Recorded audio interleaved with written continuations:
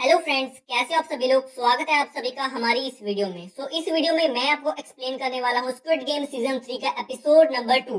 Episode की शुरुआत में हम देखते हैं कि वो डॉक्टर उस प्लेयर को जिंदा बचा लेता है जिसे गार्ड नंबर 11 वो लड़की लेकर आई थी। लेकिन उसके बाद वो लड़की उस डॉक्टर को मार देती है क्योंकि उसने पहले भी ऐसे बहुत से गलत काम किए होते हैं। लेकिन उस लड़की ने उस प्लेयर को क्यों बचाया, इसके बारे में हमें अगले एपिसोड में पता चलेगा। वहाँ दूसरी तरफ गेम शुरू हो गई थी। ब्लू टीम के प्लेयर छिपते फिर रहे थे और रेड टीम के प्लेयर हाथों में चाकू लेकर उन्हें मारने के लिए वहाँ पर पहुँच गए थे। सबका बस एक ही टारगेट था कि किसी ब्लू प्लेयर को पकड़कर उसे मारना और उसे एलिमिनेट करके खुद पास हो जाना।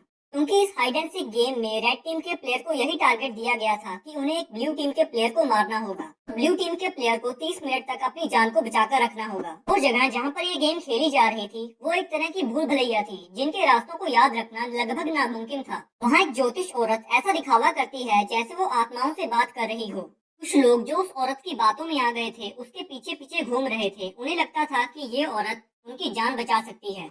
वो लड़की जिसने अपने जेंडर का ट्रांसप्लांट कराया होता है, क्योंजू, वो बूढ़ी औरत ज्यूंजा, वो प्रेग्नेंट लेडी ज्यून ही एक साथ मिलकर बाहर निकलने का रास्ता ढूंढने लगते हैं। वहां पर मौजूद हर दरवाजे को लगभग 3 चाबियों से खोला जा सकता था, लेकिन हर प्लेयर के पास सिर्फ एक चाबी मौजूद थी। खुशकिस्मती से इन तीनों के पास वो तीनों चाबियां आ गई थी। ज्यूंजा और जनही यूनजू को अपनी दोनों चाबियां दे देते हैं और उसे कहते हैं कि इसकी मदद से तुम कोई भी दरवाजा खोल सकती हो। वहाँ जीहुन को प्लेयर नंबर 388 मिल जाता है। वो उसे मारने वाला ही होता है, लेकिन प्लेयर नंबर 388 की डरी हुई शक्ल देखकर वो उसे छोड़ देता है और प्लेयर नंबर 388 वहाँ से भाग जाता है। वहाँ दूसरी तरफ प्रेग्नेंट लड़की जन ही का बॉयफ्रेंड और थैनोस का चेला, हाँ वही थैनोस बैंगनी बालों वाला, उसका चेला और जन ही का बॉयफ्रेंड आपस में मिल जाते हैं। और थैनोस की नशे वाली गोलियां भी उसके चेले के पास ही होती हैं। वो उन गोलियों को खाता है और जनही के बॉयफ्रेंड को भी उन्हें ऑफर करता है कि तुम इसे खा सकते हो, इससे तुम्हें शक्ति मिलेगी। लेकिन वो उसे मना कर देता है। ह्यूंजू ज्यूंजा जनही को एक रेड टीम का प्लेयर मारने के लिए आता है, लेकिन ह्यूंजू उससे भिड़ जाती है। उनके बीच काफी लड़ाई होती है, लेकिन एंड में ह्यूंजू उससे उसका चाकू छीनकर उसे ही मार देती है। प्लेयर नंबर 388 अपनी जान बचाकर भाग ही रहा होता है कि उसके पीछे एक रेड टीम का प्लेयर पड़ जाता है। प्लेयर नंबर 388 के पैर में चाकू मारता है जिससे वो जख्मी हो जाता है। प्लेयर 388 जिसका नाम कांगटे हो है, वो उस चाकू को उठाकर उसके पेट में आर पार कर देता है। लेकिन वो चाकू टूट जाता है, पर फिर भी कांगटे हो उस चाकू को उठाकर अपनी जेब में रख लेता है। प्रेग्नेंट लड़की जनही एक कमरे में होती है जहाँ पर वो एक बच्चे को जन्म देती है। बूढ़ी औरत ज्यूंजा बहुत खुश होती है, लेकिन तभी एक रेड टीम का प्लेयर उन्हें मारने के लिए वहाँ पर पहुँच जाता है। ज्यूंजू उन्हें बचाने की कोशिश करती है और खुद जख्मी हो जाती है, लेकिन फिर भी वो उस रेड टीम के प्लेयर को मार देती है। क्यूंजू को वहाँ पर एक दरवाजा दिखता है जिस पर तीनों चाबियां एक साथ लगानी होती हैं। वो दरवाजा कोई आम दरवाजा नहीं, वहाँ से बाहर निकलने का दरवाजा होता है। क्यूंजू तीनों चाबियां लगाकर उस दरवाजे को खोल देती है और बहुत खुश होती है। वो वहाँ से बाहर निकलने वाली होती है कि तभी उसे उस बूढ़ी औरत जूंजा और जनही का ख्याल आता है। वो वापस उनके पास जाती है और उन्हें बताती है कि उसने बाहर निकलने का दरवाजा ढूंढ लिया है। तभी पीछे से जनही का बॉयफ्रेंड आता है और ह्यूंजू को चाकू मारकर मार देता है। ये देखकर जनही रोने लगती है और उसका बॉयफ्रेंड बिना कुछ कहे वहां से चला जाता है।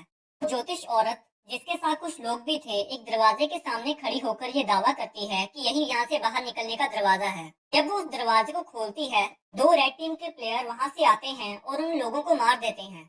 पर वो ज्योतिष औरत वहां से अपनी जान बचाकर भाग जाती है। वो भागती भागती सीढ़ियों के पास पहुंचती है जहां पर उसे जीहुन मिल जाता है। जीहुन उसकी तरफ गुस्से भरी नजरों से देख रहा होता है। वो औरत बहुत ज्यादा घबरा जाती है और उसे कहती है कि मैं जानती हूँ कि तुम प्लेयर नंबर 388 यानी कांगडेहो को ढूंढ रहे हो। वो कहती है कि मैं जानती हूँ कि वो कहाँ पर है। वो इशारा करती है कि मैंने उसे उस तरफ जाते हुए देखा था। उसके पैर पर चोट लगी हुई थी और वो ज्यादा दूर तक नहीं जा पाएगा। उसके पैर से खून बह रहा था, तो तुम खून के निशानों का पीछा कर उस तक पहुंच सकते हो। ये सुनकर जीहुन वहां से चला जाता है। वो औरत भागती हुई एक कमरे में आ जाती है जहां पर उसे बाहर निकलने का दरवाजा मिल जाता है। और बदकिस्मती से उसके पास सिर्फ एक ही चाबी होती है और दरवाजा खोलने के लिए उसे 3 चाबियों की जरूरत होगी। इसलिए वो बाकी की 2 चाबियां ढूंढने के लिए निकल पड़ती है। वो रास्ता न भूल जाए इसलिए वो दीवार पर खून से निशान बनाते हुए जाती है। क्योंकि ह्यूंजू ने दरवाजा ढूंढ लिया था, इसलिए बूढ़ी औरत जूंजा ह्यूंजी से कहती है कि वो दरवाजा यहीं कहीं पास में ही होगा, हमें इसे ढूंढना चाहिए। वो तीनों चाबियां लेकर चल पड़ते हैं और थोड़ी ही देर में उन्हें दरवाजा मिल भी जाता है। बूढ़ी औरत तीनों चाबियां लगाकर दरवाजा खोलने ही वाली होती है कि पीछे से उसका बेटा प्लेयर नंबर 007 आ जाता है। उसने अभी तक किसी भी ब्लू टीम के प्लेयर को नहीं मारा होता, इसलिए अब वो जनही को मारने के लिए आगे बढ़ता है। उसकी माँ उसे रोकने की कोशिक करती है, लेकिन वो उसकी एक बात नहीं मानता। तो उसकी माँ उसे कहती है कि अगर तुझे मारना ही है तो मुझे मार दे। लेकिन एक बेटा अपनी माँ को कैसे मार सकता था, तो वो अपनी माँ को धक्का देकर साइड कर देता है और जनही को मारने के लिए आगे बढ़ता है। वो उसे चाकू मारकर मारने वाला ही होता है कि उसकी माँ जनही को पीछे से उस पर वार करती है। प्लेयर नंबर 7 जख्मी होकर नीचे गिर जाता है और उसकी माँ जीवन जार जोर जोर से रोने लगती है। जी हुन खून के निशानों का पीछा करता करता एक दरवाजे के पास पहुंचता है। दरवाजा खोलते ही अंदर उसे सीढ़ियां मिलती हैं, लेकिन खून के निशान सिर्फ आधी सीढ़ियों तक ही होते हैं। ये देखकर जी हुन को शक होता है। जब वो वापस जाकर देखता है तो प्लेयर नंबर 388 यानी कांग देहो दरवाजे के पीछे छिपा हुआ होता है। जी हुन कांग देहो को बहुत मारता है। वो उसे कहता है कि ये सब सिर्फ तुम्हारी वजह से हो रहा है। तभी कांग देहो अपनी जेब से वो टूटा हुआ चाकू निकालता है और उससे जी हुन पर वार करके उसे जख्मी कर देता है। वो जी हुन से कहता है कि ये सब मेरी वजह से नहीं, तुम्हारी वजह से हुआ है। तुम्हारी वजह से ही हमने हथियार उठाए थे और तुम्हारी वजह से ही उन सब की जानें गई हैं। ये सुनकर जीहुन को बहुत गुस्सा आ जाता है। वो उसे चाकू छीनकर उसे मारने लगता है। एंड में जीहुन उस प्लेयर नंबर 388 का गला दबाकर उसे मार देता है। उसकी बातें सुनकर जीहुन को भी ऐसा लगने लगता है कि ये सब उसी की वजह से हुआ है। वो चाकू से अपना गला काटने ही वाला होता है कि वो मास्क पहनने वाले आदमी वहां पर पहुंच जाते हैं और उसे मारकर बेहोश कर देते हैं। इसी के साथ ही एपिसोड खत्म हो जाता है। अगर आपको ये वीडियो अच्छी लगी हो तो इस वीडियो को लाइक और चैनल को सब्सक्राइब जरूर करें, ताकि आगे आने वाली वीडियोस की नोटिफिकेशन आपको मिलती रहे।